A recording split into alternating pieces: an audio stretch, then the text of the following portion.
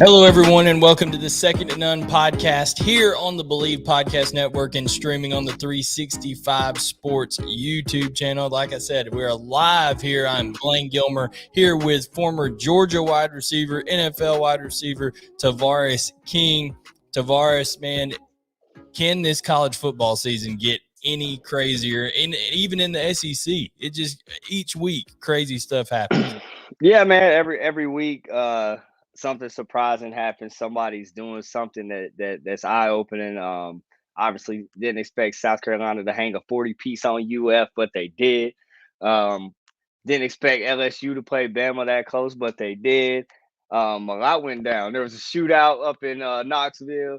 So I mean, yeah, a lot went down, man. It was a fun weekend of football in the SEC for sure.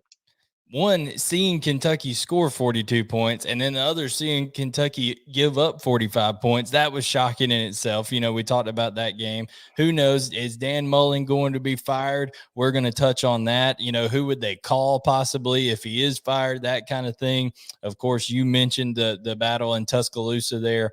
But, guys, just so everybody knows, Second to None is the show on the Believe Podcast Network that covers everything and all things SEC football related. That's what we're going to touch on here. It's not a college football wide show. It's not all about the college football playoff. We are touching on the Southeastern Conference here tonight, and we're talking about the reaction to week 10 specifically. And TK, I know there's a lot of people that would have gotten burned if they'd been betting on some of these games, right? I know I went 1 for 3 with the games I predicted this week. I thought that Mississippi State would take care of business, and I also thought that Auburn would be able to get a win after how they've been going. But Texas A&M stepped up. Arkansas stepped up. I did predict Tennessee would win. They didn't win as big as I thought they would. But TK, speaking of betting, right? If you want to put down some action, then you need to go with our sponsor. That is Bet Online, guys, because Bet Online is back and better than ever. A new website Bet Online has for the start of basketball season with more props, with more odds and lines than ever before. Bet Online remains the number one for all the basketball and football action this season. So head on over to that updated desktop or mobile website to sign up today and receive a 50% welcome bonus on your first deposit. All you have to do is use the promo code BELIEVE. That's BLEAV50, BELIEVE 50 to receive your bonus. From basketball, football, NHL, boxing, UFC, right to Vegas casino games. Don't wait to take advantage of all the amazing offers. BetOnline is the fastest and easiest way to bet on all your favorite sports. BetOnline, where the game starts. And TK, like I said, if people were betting on some of these games, even the Georgia game, TK, it was a 39-point spread, and we'll get into that in a minute. Georgia didn't cover because right there at the end, giving up another field goal there at the end, or field goal in the fourth quarter, which they didn't give up a touchdown yet, but Georgia didn't cover the 39.5. So that would have burned us. I think we both had them covering there on Missouri if we'd been betting on those games. That's why we tell people, you got to be responsible, right? You got to pick your spots on where you're going to bet these games. 39 points is always a lot. That is a hefty amount. We almost did it, bro. It was dope to see us hold them out of the end zone right there. Them calling timeouts, trying to get in the end zone. That was kind of dope to see. But yeah, man. A couple people probably lost some money on that. No doubt. So where I want to start off is, speaking of losing some money, one guy that he won't be losing money because he'll be getting a buyout probably is Dan Mullen, but he will be losing his job probably after South Carolina beats Florida in Columbia. They, a home game, and we've said that home field advantage is, crucial. But I think Florida at one point was a 20-point favorite on this deal, TK, and they end up getting beat 40-17. And, Tavarres, when you see a outcome like this and you see a Florida team that just seems to not have any kind of identity offensively or defensively, it seems like, maybe the coach, it's just time for him to move on to somewhere else. Man, it's definitely rough to be Dan Mullen. It's rough to be a Florida fan. It's rough to be a Gator right now, I'm guessing. Man, they allowed a team that hadn't played well, but that has been getting better to hang a 40 piece on them. And you said it, bro. They've been like this all year. You play Bama good, and then you from then on out, it's just shooting yourself in the foot. So, uh, man, I think that probably some decisions will be made. But who the guy is, I don't know, man. Maybe like somebody like a Hugh Freeze. You and I talked about before. Uh, Urban Meyer might get fired from Jacksonville.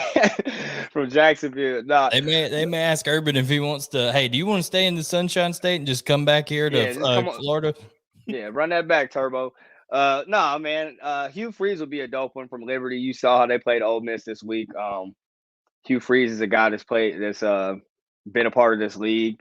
Knows the ins and outs of the league, and Yeah, it's just, do people trust that he's, whether he's kind of corrected some of his personal demons he had, right. with some of the scandals, but there's no doubt that he can coach college football. And Florida, I think, is most successful when they have a guy who's a offensive mind, but somebody that also has some fire to him. I don't know if Tavarres, if you saw the comparison video of a couple weeks ago that people were playing of Dan Mullen in a pregame speech versus Kirby Smart in a pregame speech, and just I missed it.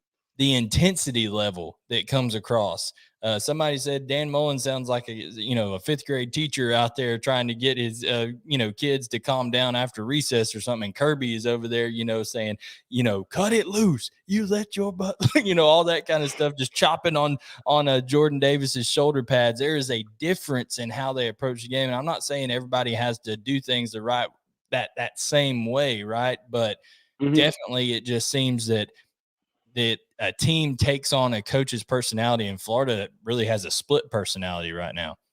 Right. I mean, their identity is unknown. Again, and it starts from the top, in my opinion. I feel like when you talk about things like recruiting doesn't matter mid-season, and you say things like that, it's eye-opening. It's eye-opening to not only your players but to the higher up. So again, to that point, man, I don't know what's going on at UF. I don't know what will go on at UF, but I definitely think something will. And before we move on, we'd be remiss if we didn't give credit to this South Carolina team. Yeah, heck yeah. I wrote that down, bro. I definitely want to congratulate Coach Beamer, and their staff, bro, because I said it earlier. They've been progressively getting better and better and better, and just chipping away. And dude, you gotta love what he's done with that program, and obviously a huge win for that program and that staff. Yeah, and when you talk about Jason Brown, this guy who hadn't played all year, and he comes in here and gets his first start. He's a transfer from St. Francis. I'm not even going to pretend like I'm smart enough and enough of a football, just savant to know where St. Francis is. Okay, this guy, he comes out of nowhere and goes 14, 24, 175, 2 tutties against Florida's defense, and of course Kevin Harris and Zaquandre White both go over the century mark. 111 yards for Zaquandre White, and Kevin Harris with 128. Florida gives up 284 rushing yards, TK, in this game after giving up 321 2 weeks ago to LSU, another 193 to Georgia just last week in the cocktail party. I know that Todd Grantham's gone. We know that as defensive coordinator. We know that's a done deal. But I just think with this defense, defensive line was supposed to be the strength of this team with Florida, and now they're just giving up rushing yards after rushing yards. Yeah, it's definitely tough to see them do that. I love Coach Grantham. Coach Grantham was at Georgia when I my final year there, so that's my dog. But man, guys, we got to step up and make plays and obviously make plays for their coach. But to that point, man, if you're looking at the other side of the ball, Florida rushed for 82 yards during the game. Yeah. So they couldn't stop. They couldn't stop the run, and they couldn't run the ball. So it was just a rough day. Again, like I said it before, it was just a rough day to be a Gator, man. Yeah, and you talk about all these high-flying offenses, right? And this next game that we're going to talk about leads right into it. But when you talk about all these high-flying offenses in today's time of the last, LSU of 2019, Alabama of 2020, and teams just Mm-hmm. dominating people. People don't realize those teams were still able to run the ball when they needed to run the ball. And if you don't have the capability to stop the run and to run the ball in the SEC or in the college football playoff for that matter, you look last year, the runner-ups, Ohio State, they were with Sermon, man. They were running that rock, you know. Totally. They were getting after it. So this next game that we're going to talk about, Alabama survives, TK, and I do mean survives. LSU was within about 6-7 yards of winning that thing down there. You know, when they had a chance, and Alabama stood up kind of in the red zone there, in the gold zone, some people call it, inside the 10 there. So 20-14 Alabama over LSU. The most staggering statistic that I can come up with this game is Alabama finishes this game, TK, with 6 total rushing yards on the day. The floor is yours, sir. Yeah. That was my most eye-opening thing of the game as well, man, was just how LSU's front seven was able to get after them in the run game. And by get after them, I mean the surge. I'd like to see the surge stat on that just to see what it was. But they were in the backfield multiple times. When you hold a Alabama offense to 6 rushing yards the entire game, that's very telling. Something else that is telling is they're putting a lot of pressure on Bryce Young to make plays, and he's doing it.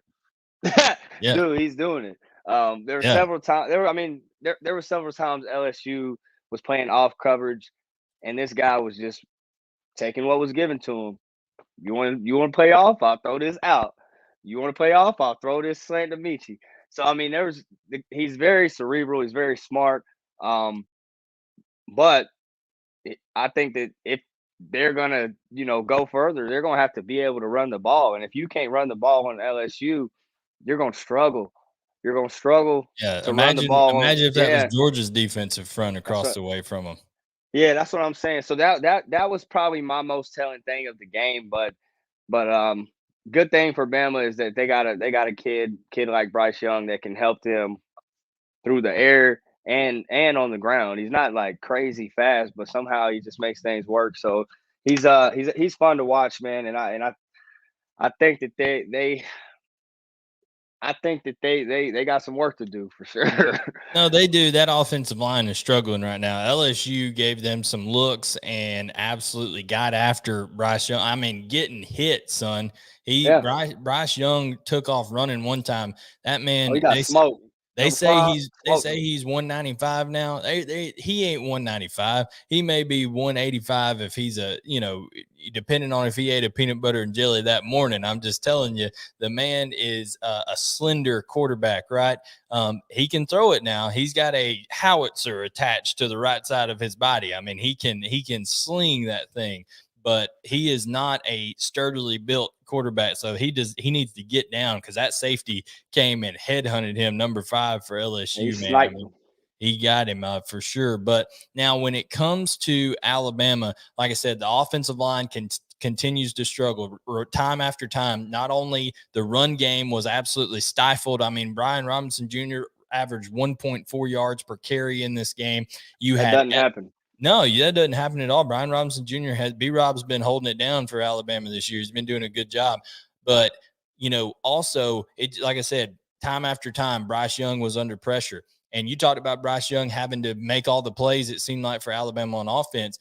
Will Anderson, they're putting just as much pressure on Will Anderson. If Will Anderson is not on that Alabama team on defense, they lose that game last night. Will Anderson was the reason they won that football game last night, in my opinion. The young man is absolutely dominating football games. He can't be blocked right now. Yeah, I'd have to agree. He's a insane athlete, insane player. But that was my second thing. My second most eye-opening thing was that they still have gaps and holes in that defense that have not been addressed. I think Will Anderson and I think that their back end played the best. But dude, that they've got some problems. We said it a few shows ago. Bama can bleed, son. They're leaking. Yeah, that was rough right there. They literally almost saw their season go by the wayside. But Jordan Battle and some other those safeties, I mean, they do some good things throughout the game, but there is lots of miscommunication. You talk about on that 4th and 1 play where they ran the jet sweep action, and you saw both those safeties go outside. Nobody in their run fits. When you see a Alabama team not fitting in run gaps the way they're supposed to, Nick Saban. I mean, when Nick Saban is as nice and as controlled as he was in the post game interview last night, you don't want to be those Alabama kids that on Monday, because if he's being that nice to the reporter, see when things are going good, Nick Saban has to find something to nitpick and be mean to the on-field reporter about and be snarky and stuff. But when he's being Mr. Smooth and nice and collected, you know what he's trying to do. He's trying to keep that 70-year-old blood pressure down, so he doesn't have to go pop smokes in the field. So he can fire off on these players. Absolutely, because he knows he's about to have to crank it up and break that knob off to crank it up to 11 and break the knob off when he goes in there in the locker room. And man, it's going to be crazy next week for Alabama's practice. So Alabama does survive. I do not know if they're the number 2 team in the country right now. They may be, just because of Bryce Young and how good he is. But you got to hand it one thing before we move on. Again, we gave credit to Shane Beamer and them. I know we've made fun of Ed Orgeron a lot, but you got to say Ed Orgeron, he gets his guys to play at certain times. He's able to motivate guys. And I was gonna say that's the disappointing thing about him not being there, and obviously this thing going the way it's going, is that these cats have played really, really good for him. There's been inconsistencies this year for sure. Yeah, 100%. There's been inconsistencies, but for the most part, bro, like you said, he's gotten these guys to play. And I think he said it. They play. I feel like they did. They played better than Alabama. Yeah, I think they did too. And another thing, before we move on, Alabama couldn't put them away, right? That's a good team, a good Alabama team under Nick Saban. The legendary teams, they're able, when they smell blood in the water, they go for the kill and it's over with. Like I thought when they went on that 14-point run there at the end of the first half, I was like, well, this is about to get ugly. They come out in the second half, touchdown, and then literally from that point on, the rest of the game, LSU stayed right in it or played better than them in the second half. So it was very, very interesting in terms of that matter. This one won't take long to touch on, TK, but Georgia takes care of business. You talk about putting teams away. Missouri had, I think, a 3-point lead, I think, at 5 minutes in the first quarter, and that's all she wrote. Stetson Bennett comes down. Georgia's going to roll with Stetson Bennett. That is quite clear now. JT Daniels did not play until it became well out of hand. It was a 30-point lead before JT Daniels came in, and JT Daniels did not look sharp when he came in. You could tell that he hadn't played in 5-6 weeks. I mean, he was, missed some throws, had some throws batted down, things like that. But when you talk about Georgia and, what they're able to do defensively right now, TK, I don't know if it matters who's at quarterback, because that defense is so stifling.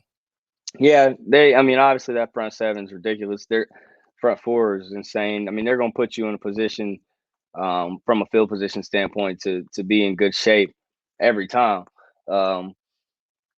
Dude, I watched my man Walker walk a whole 300-pound man back into the quarterback's lap.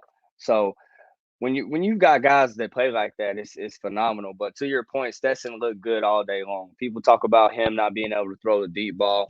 He put it up and gave his guys a chance to make a play.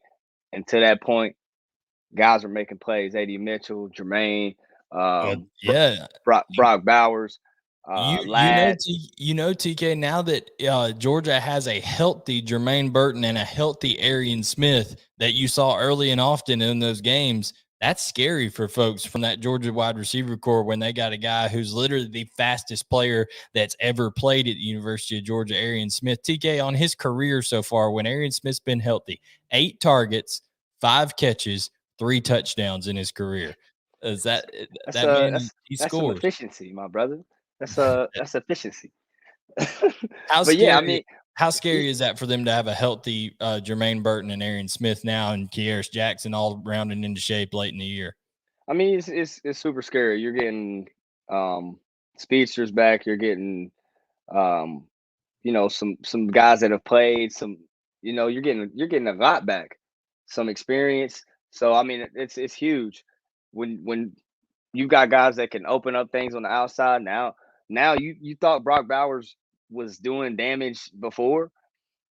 Now think about having to worry about Jermaine and my man Smith. Just Smith, just like, run three yeah. verticals and So let Brock drag across the field or something. I and mean, he's and then, oh, you worried about that? Well, let me turn around and hand this thing to Zeus one time. So I mean, there's a lot that takes place. Oh, and you worried about that? Well, take off then, Stetson. So yeah. I mean, there's a lot that we can do now. So I'm excited about it. And obviously, Coach Munkin looks to be doing some special things. No doubt, no doubt. And last thing I do want to touch on, obviously Adam Anderson and a little bit of a legal situation right here. Kirby Smart said they're going to let that situation play out, but Mm-hmm. TK, to that point, when you got a guy who's accused of something, you do have to let the legal situation play out. But Georgia has the versatility. They started Robert Bill, who's a senior, who's played a lot for Georgia over the years. He's going to be playing there. But you talked about Trayvon Walker. How big of a luxury is it to take a guy who's 285 and runs down on kickoff team that's been playing defensive tackle, and now you can slide him out and play him at the jet linebacker, or he's that athletic, you can play him at outside linebacker, him and Nolan Smith out there. I mean, personally for him, hell, dude, you're a freak. You could play inside, you could play outside. You're special. You're going. You're going to the league, sir. Oh, he's gone after this year. It's done. Yeah, you're going. But man, when you have a guy like that on defense that can play inside and outside, it allows you to be fresh. It allows you to rotate more guys. So it keeps horses in the stable, bro. And when you've got horses in the stable, you can walk somebody back into the quarterback's lap because he's been out there a few plays and you coming in fresh. So it's there's a lot that we can do, man. I'm telling you, watching this Georgia defense, it's fun, bro. If you get an opportunity, any of y'all get an opportunity, just cut the tape on. And speaking of staying fresh, that Georgia defense, it will be important. They got to rest a lot in the second half of this game, played a lot of young guys, and they're going to need that rest because this next team that we're talking about, Tennessee versus Kentucky, we're going to react to that game. Tennessee 45, Kentucky 42, an absolute shootout. Kentucky, I think, set the school record for most plays in a game. They ran 98 plays in this game, TK. That is, I mean, just tell people for reference. I mean, you're talking about normal in a game, maybe 60 something plays. Yeah, that's 60, 70 is a lot. 70 is a lot. So yeah, 98, boy. That's 98 getting plays getting it in. Is ridiculous. But you talk about this Tennessee team, and we've talked about Hendon Hooker and how special we think Hendon Hooker can be for Tennessee, and is proving to be. 15 of 20, 316, 4 tutties, no interceptions, and absolutely doing his thing. And they continue to go down the field out wide to these guys. Javonte Payton, he had 2 catches, 78 yards, a touchdown, 39 yards of reception. Cedric Tillman, six catches, 79 yards, 13.2 yards a catch, a touchdown. And Bayless Jones, 5 catches, 100 yards, 20 yards of reception, a touchdown. So they have weapons on the outside, and I think it's going to be an interesting matchup. Can Hendon Hooker have time against this Georgia defense upcoming to find those weapons down the field? Yeah, I mean that'll be the tell of the game. If we can get to Hendon Hooker and allow him and disrupt him, that'll be huge.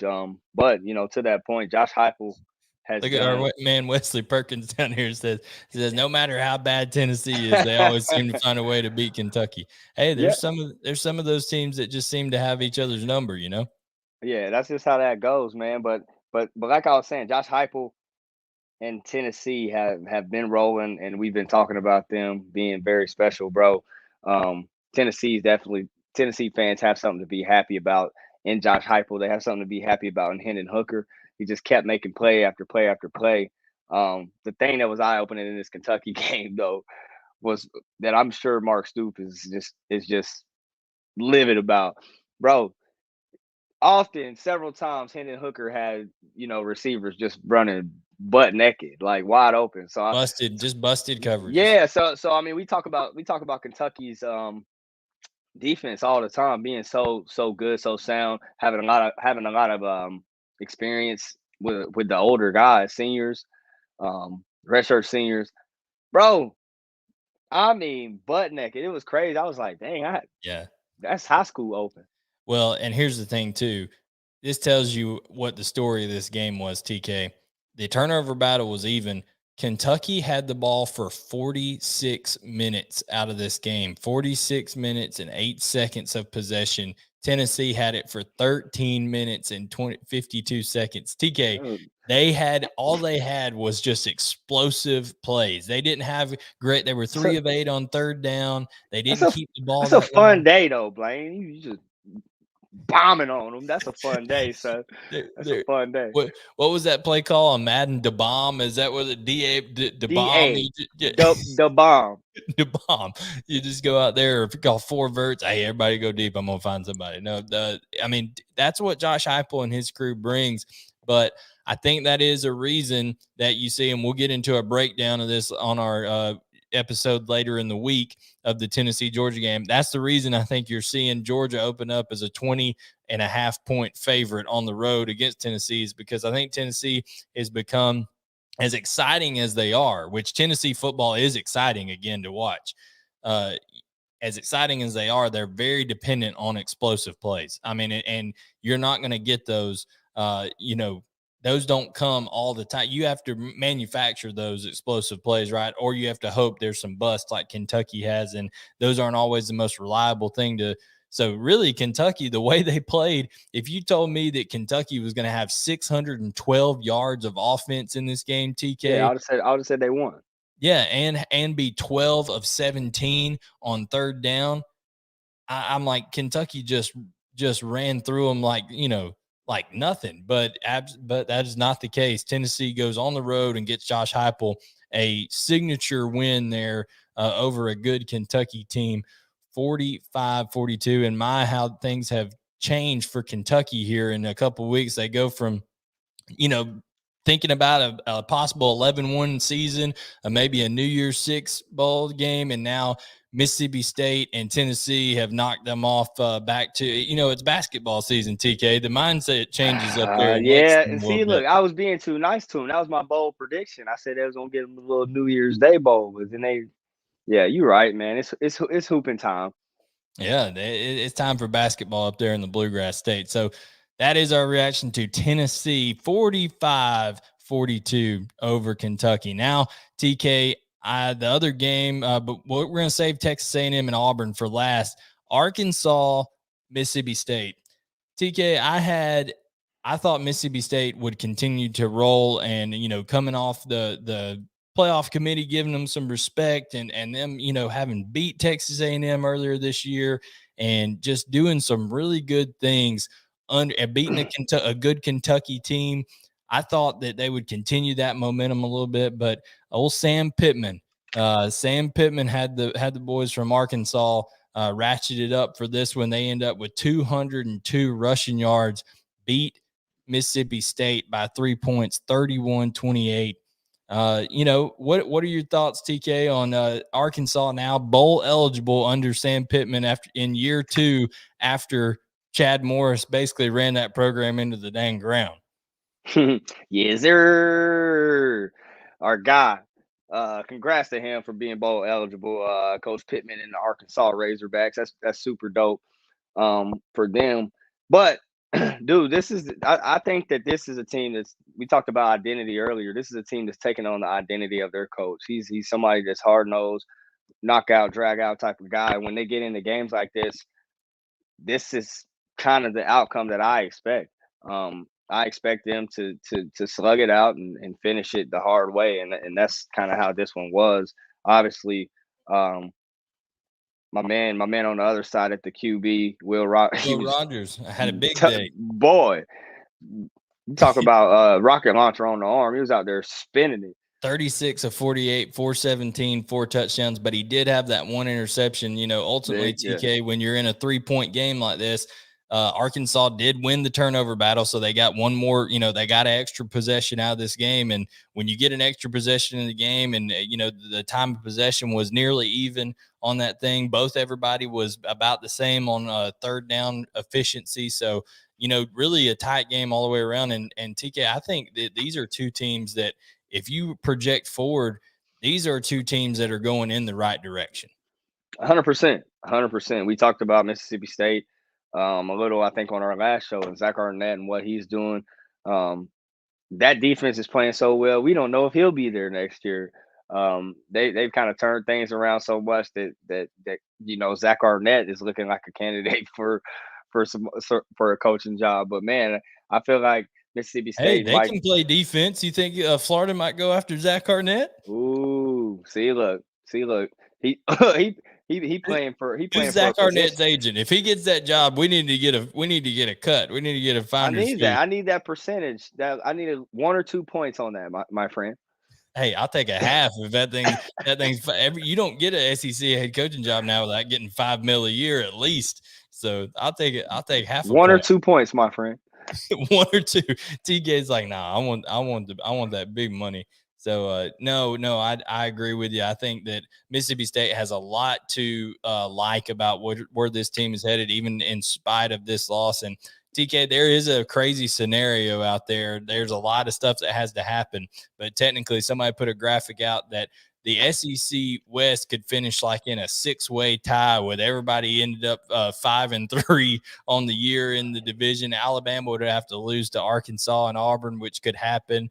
I mean, I'm not putting it past Alabama. I'm not either. I'm not either. So we'll see. I doubt that's highly unlikely, but a 3-way tie could be there in certain scenarios still. And here's the thing. Texas A&M is playing good ball, and we're going to switch over to that game now. Texas A&M was at Calzada. Everybody kind of left them for dead, us included, thought, once Mississippi State beat them and it was over with. But now, TK, they have planted their flag. They've won the Alabama State Championship this year. Texas A&M has beaten the Crimson Tide and the Auburn Tigers after yesterday's 20-3 victory over Auburn. And TK, that's impressive because Bo Nix has been playing some of the best football of his career leading into this game, and I predicted that would continue for him. You jinxed him, bro. I thought it was going to keep going for him. I really did. But, he was under 50% completion with 20 of 41 for 153 and an interception yesterday. They didn't run the football effectively. And I think we saw a little glimpse, TK, with this defense for Texas A&M of why everybody had them ranked as a top 10 team coming into the year. And lo and behold, here at the end of the year, they're going to be back in the top 10. Yeah, they had my dude Lamar Jackson Jr. Bo Nix running around like crazy. So hats off to that defense. I think that their ends are really impressive. The way they get after it is super impressive. They had Bo Nix running around like crazy. Couldn't do everything that he wanted to do. Couldn't improvise like he wanted to, and it showed. And obviously, with them struggling to run the ball, he was having to do more. A lot was put on his shoulders, and couldn't get it done. But to your point, he was having a hell of a year, after being benched. But man, it was a struggle for him the other night, man. Rolling out, losing the ball. I think I tweeted he had little Burger King hands. So I saw that you said he must have the little Burger King hands. Yeah, man, because I'm rooting for him. But they need to go fumble the ball.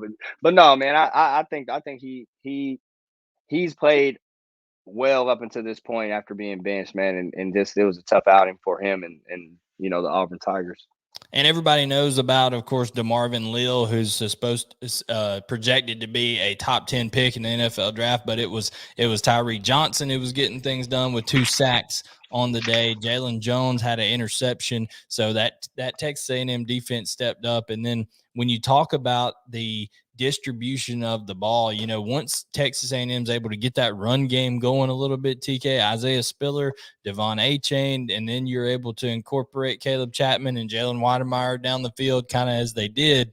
I think that's impressive for Texas A&M. And quite honestly, if if Alabama does slip up, I think right now, matchup wise, Texas A&M is a better matchup for Georgia than Alabama is, because I think Texas A&M is playing, they're running the ball better than Alabama is for sure, and their defensive front is, I think, better collectively than Alabama's. Of course, Will Anderson is a freak for Alabama, but I think they have more players on that Texas A&M defense side of the ball that are playing at a higher level than Alabama does right now.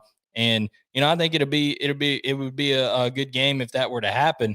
But TK, we'll call it, that's kind of all of the reactions there. But with this Alabama game, Alabama team, and the game that they've just had and come off of, do you feel? I think we've all felt like Nick Saban says, okay, he's gonna flip the switch and they're gonna become the Alabama old here before too long.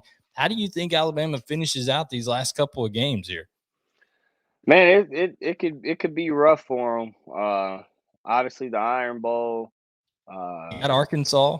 Yeah, Arkansas again. Sam Pittman's got a dude. You think they're gonna be able? I feel like Arkansas's defense is better than LSU's defense.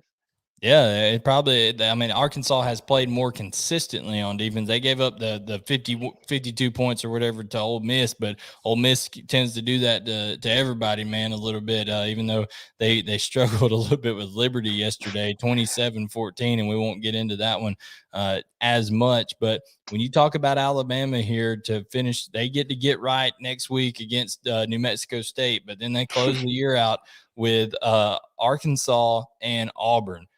So, still some tough games left to go. If they slip up on just one of them, TK, and Texas A&M's able to run the table, it would be Georgia and Texas A&M in the SEC championship instead of Georgia and Alabama. Yeah, I mean, I like what you said too. Texas A&M is playing good football. I think that their young OL is growing up, but if it is that young OL is in store for something scary. No doubt. And to be fair, Texas A&M has some tough games down the line as well. Nothing easy. They got to go to Ole Miss. So we'll see how good that defense is against that the Lane train over there in Oxford. And then, of course, LSU. They got to go to Baton Rouge, and what will be Ed Orgeron's probably last game. They may not even make it to a bowl, depending on how they do going forward. So, when you talk about LSU – here there'll be a lot of emotion in that game. They'll be wanting to play for Edo, the last game and all that kind of stuff. So the SEC West could not be more intriguing. Absolutely crazy how it's going to finish out. Guys, if you have any questions for us, go ahead and drop them in the comments. We'll be glad to answer them right here. Here's what Kenneth Sawyer says. He says, exactly, Arkansas is very physical. Bama's got to get out of the remaining of the season with no injuries, and obviously he's an Alabama fan. He says, roll Tide. Guys, I agree. You're not going to find any back down in a Sam Pittman coach team. They're going to come out. They're going to want to play. They're already bowl eligible. They're going to want to fight to get even in a better bowl game, TK, as things go on. And when you got a guy like KJ Jefferson and Treylon Burks, I mean, Treylon Burks, I like Treylon Burks against any one of those safeties that Alabama has. Yeah, I mean, we talked about him before. He's won my Up Top Pork Chop award before. He's a special player. He goes up against the ball, runs the intermediate routes, but you heard me just say it. Up top pork chop, throw it up, and he's gonna go get it. SEC football here says Aggies rooting for Arkansas and Auburn the next few weeks. There's no doubt there's going to be some unholy alliances made here these last couple of weeks. TK. So y'all want the smoke? Is what you saying? They want it. They want the smoke, no doubt. SEC football also said A&M should be number 6 in the polls. They're a good football team. It's going to be hard to wherever they get ranked for sure. But guys, that is going to be unless people drop in some questions here late, we'll be happy to answer them. But just wanted to let you guys know that we are live here on Sunday nights. We also have a show that comes out later in the week, and we record it on Wednesday morning. We release it for you either Wednesday or Thursday, depending on when we can get that thing edited up and put out for you. So we'll be doing and we may release it in a couple parts. We always pick a couple games a week to do a preview on. I know we'll be doing Tennessee and Georgia this upcoming week.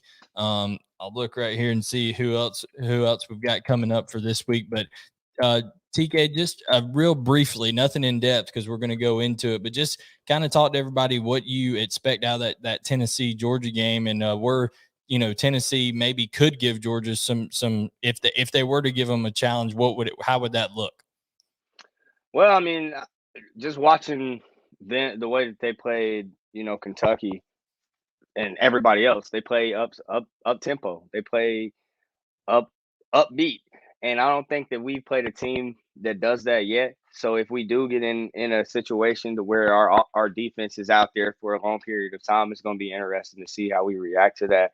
If we're stuck in wind or if we're locked in and still ready to roll. But man, I don't think that's the question. I think we're the question. Yeah. You know what I'm saying? Georgia, Kirby Smart is talking about how Georgia says now they're more worrying about playing to their standard, right, and competing against themselves each week. So we will see how that goes down. Also, TK, so we're going to preview Georgia and Tennessee later this week. We will also preview in depth Texas A&M after they've just come off the victory over Auburn, going to Ole Miss and playing Lane Kiffin and Matt Corral in Oxford. Matt Corral, he's still, firmly in that Heisman consideration that he could, against a Texas A&M defense, TK, he could have himself a Heisman type performance against that Texas A&M team. Yeah, 100%. I mean, he's been playing like that all year long.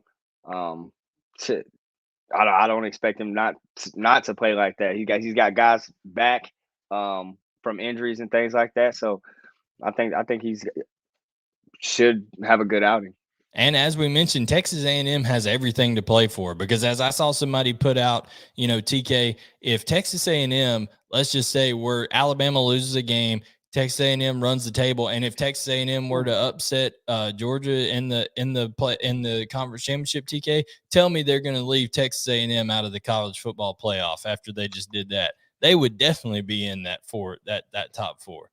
No, I mean, if the college football playoff is what it says it's about, then they would have to be in, because they're doing this.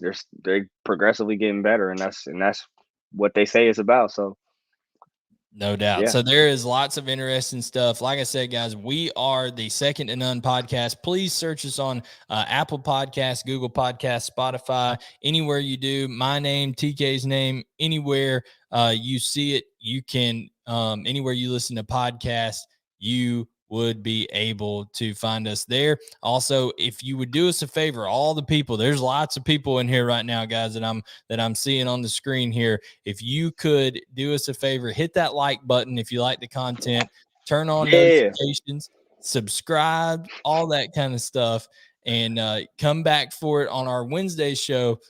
In our previews, we're going to start putting at the end of it a little giveaway opportunity with TK's company, Rowdy Wellness. We'll tell you all about that on Wednesday or later in the week when we release those preview shows.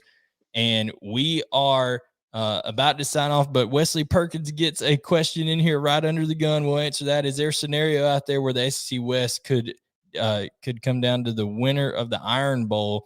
Those games become even more epic. Yes, it could, but what would have to happen with 3 losses? Alabama, I think, would have to lose to Arkansas, and then Texas A&M would have to lose a couple games. So, I mean, it would get real muddy to see how that goes down. But regardless, Wesley, the Iron Bowl is going to have an impact on the SEC West. So that adds more state to that game. And just with it being at Jordan-Hare, I don't care if Alabama or if Auburn just lost to. I don't care who they just lost to. That game is always, you can throw the records out the window, and with it being at Jordan-Hare, there's always some magic there. But guys, as I said, we are the Second to None podcast. I'm Blayne Gilmer for Tavarres King. The show is brought to you by Bet Online. And like I said, subscribe, turn on notifications, do all that good stuff for us. And we will catch you later in the week for more SEC coverage on the Second to None podcast here, guys.